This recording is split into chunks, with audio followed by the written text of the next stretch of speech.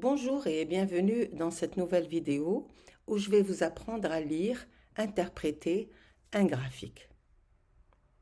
Un graphique de résultats expérimentaux, il permet de visualiser une évolution concernant une grandeur que l'on mesure. Exemple, la masse d'un être vivant, la taille, le pourcentage de dioxygène. En fonction d'une autre grandeur, mais celle-ci on la fait varier. Exemple, la température, l'humidité, l'éclairement, ou qui varie naturellement le temps et l'âge. Par exemple ici, la température est la grandeur que l'on mesure, et la grandeur qui varie naturellement, eh bien ici c'est le temps. On a un autre graphique, la teneur en oxygène dissous en fonction de la température de l'eau.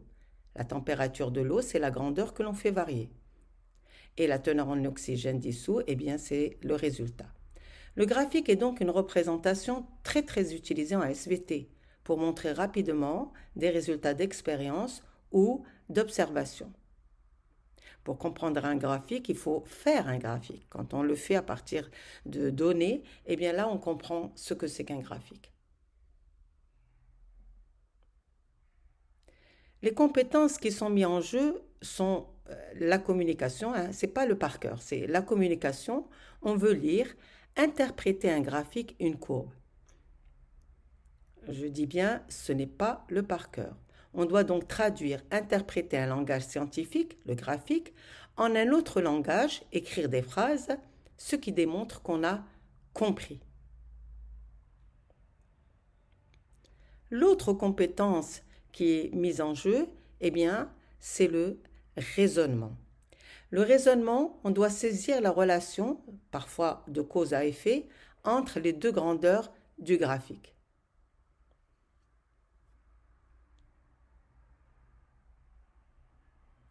On va prendre un exemple.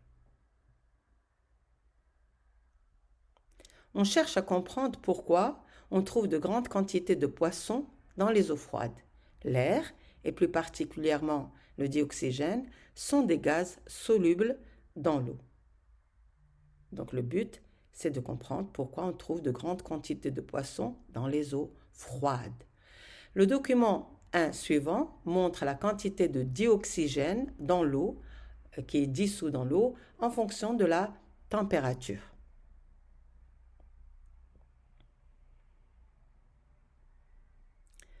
Voilà, vous avez un graphique, quantité de dioxygène dissous en milligrammes par litre, en fonction de la température.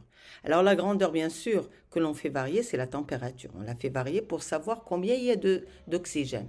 Et on mesure donc la quantité de dioxygène dissous en milligrammes par litre en fonction de cette grandeur que l'on fait varier.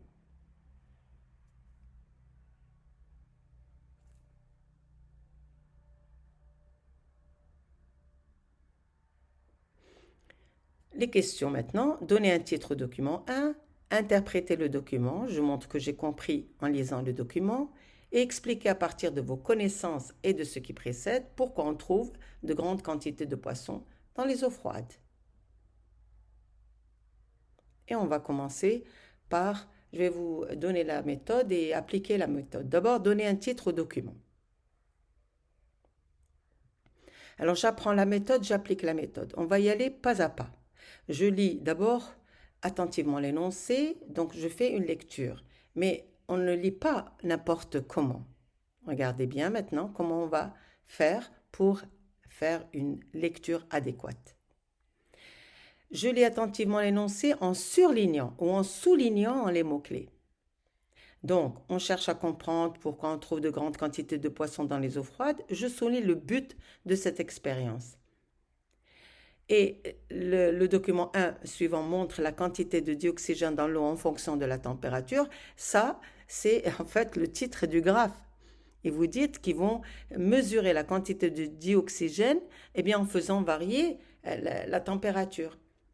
Et donc, à partir de l'énoncé du graphique, je repère la grandeur que l'on a fait varier, toujours sur l'axe horizontal ou l'axe des abscisses, c'est la température.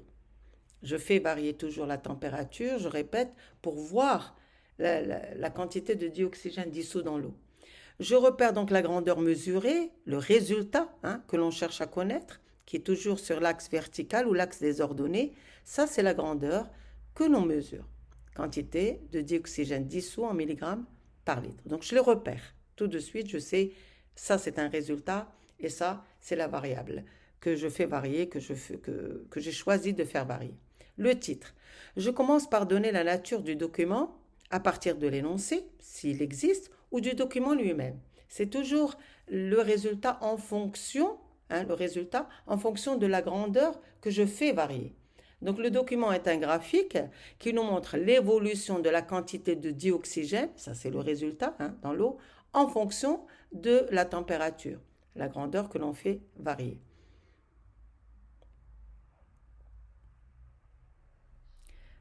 Interpréter maintenant le document, je montre que j'ai compris en traduisant le langage scientifique, c'est-à-dire le graphique, la courbe, en un langage littéraire, c'est-à-dire des phrases. Donc vraiment je lis carrément pour montrer que j'ai compris. Il n'y a pas le par cœur, je répète, il n'y a pas le par cœur, c'est une compétence que vous devez avoir. Donc on va aller aussi pas à pas, j'apprends la méthode et j'applique la méthode.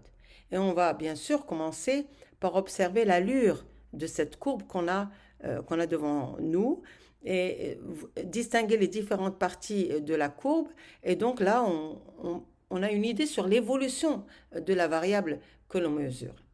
Et bien sûr, là, il faut repérer les valeurs remarquables, le point minimum et le point maximum. Donc la première partie, j'insiste, observer l'allure, les différentes parties de la courbe et donc de l'évolution de la variable mesurée. Ensuite, le deuxième point, je repère les valeurs remarquables, le point minimum et le point maximum. Donc là, je remarque qu'il n'y a qu'une seule variation des résultats. Il y a une diminution de la quantité de dioxygène dissous.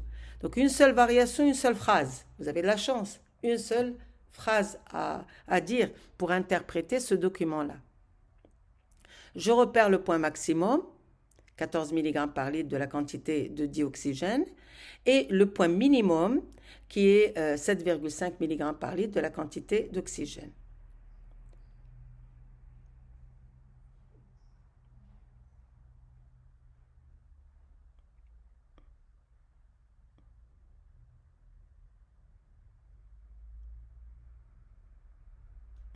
Je rédige ma phrase en commençant de préférence par la grandeur que l'on maîtrise sur l'axe horizontal et je termine par la grandeur que l'on mesure sur l'axe vertical. En citant la nature de l'évolution, c'est soit une diminution, soit une augmentation, une stabilité. On ne dit pas la courbe monte, la courbe descend. Non, on dit que la grandeur que l'on mesure soit augmente, soit diminue, soit elle est constante. Donc là, je réponds, lorsque la température de l'eau augmente de 0 à 30 degrés C, on n'oublie pas les valeurs, je remarque une diminution de la quantité de dioxygène dissous de 14 mg par litre à 7,5 mg par litre. Vous voyez, voilà, c'est une seule phrase. J'ai traduit la courbe sous forme d'une phrase. Je dégage la relation entre les deux grandeurs.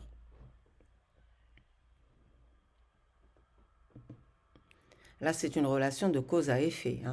La température, elle influence la quantité de dioxygène qui est dissous. Donc, j'en déduis que plus la température augmente et plus la quantité de dioxygène diminue. C'est une relation de cause à effet. Donc, il me reste la dernière phrase, et qui est toujours la dernière chose à faire, c'est expliquer. Expliquer pourquoi on trouve de grandes quantités de poissons dans les eaux froides. Et bien sûr, là, en fonction des connaissances aussi. Je mobilise donc mes connaissances, qui sont pertinentes, pas n'importe lesquelles, et je les mets en relation avec ma déduction et je réponds à la question. Alors, quand on mobilise les connaissances, on commence toujours par sachant que.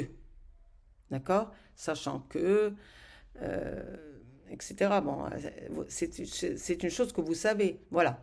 On sait que les poissons inspirent le dioxygène dissous dans l'eau lors de la respiration. Et j'ai remarqué que plus la température de l'eau augmente, plus la quantité de dioxygène diminue. Donc là, vous avez vu deux parties. Les connaissances d'abord, et ce que vous avez remarqué, ce que vous avez déduit. Vous les avez mis en relation. Hein, deux phrases, enfin une seule phrase, mais où vous avez mis des relations. Je déduis donc que ces poissons se trouveront là où il y a une grande quantité d'oxygène. Et là où il y a une grande quantité d'oxygène, c'est où? Eh bien, c'est dans l'eau froide, où la température est basse. Et voilà, j'espère que c'est pas trop compliqué pour vous. Hein. Suivez les étapes un à un pour interpréter une courbe. C'est une technique à connaître et n'importe quelle courbe après, eh bien, vous saurez l'interpréter. N'importe quelle courbe si vous avez une technique. Allez, au revoir et à bientôt.